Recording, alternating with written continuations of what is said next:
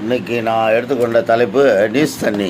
Knees தண்ணிக்கு ரேட்டுக்கு கேட்குறான் அப்படின்னு கூட சொல்லுவாங்க. நீஸ் தண்ணி அப்படின்வாங்க. என்னடா நீஸ் தண்ணின்னா சோறு தண்ணி.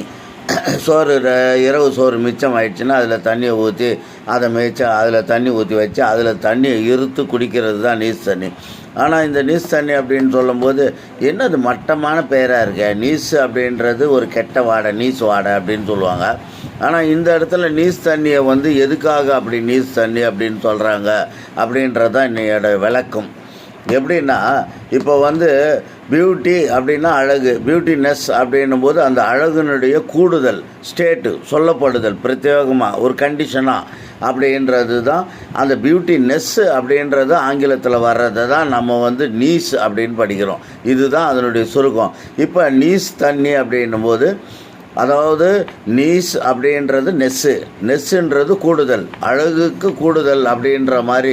இந்த சோத்தை சாப்பிட்டு தான் நாம் உயிர் வாழ்கிறோம், அதுதான் பலம் அப்படின்னா அதனுடைய இரவு நேரத்தில் அதில் தண்ணியை ஊற்றி அதில் இருத்து குடிக்கும்போது அதனுடைய கூடுதல் பலம் வருது அப்படின்னு சொல்கிறது. அப்போ அந்த நெஸ் அப்படின்றதுக்கு என்னடா அர்த்தம் அப்படின்னா ஸ்டேட்டுன்றது சொல்கிறது, நாம் சொல்கிறது அதனுடைய கண்டிஷன் அப்படின்னு சொல்லலாம், லிவிங்னஸ் அப்படின்லாம், அதாவது அதனுடைய உயிர் தன்மை அப்படின்றது.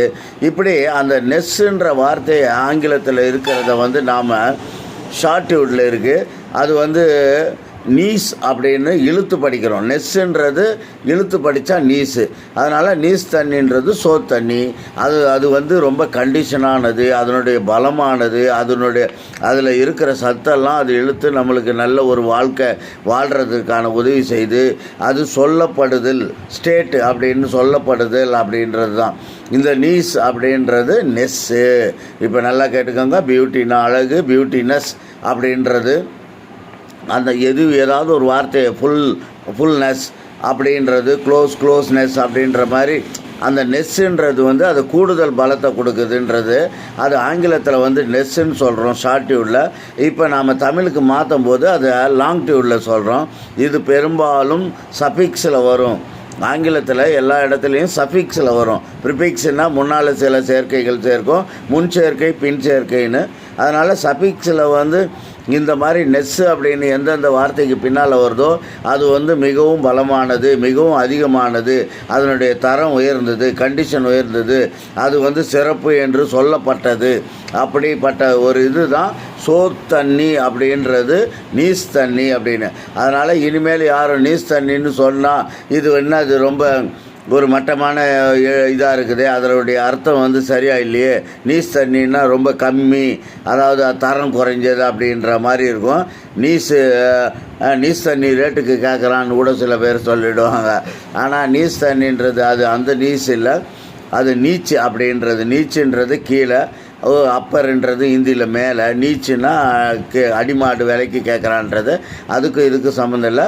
நீஸ் தண்ணின்றது நல்ல ஒரு சத்துணவு, அது ஒரு பவர்ஃபுல் ஒரு ட்ரிங்க்கு.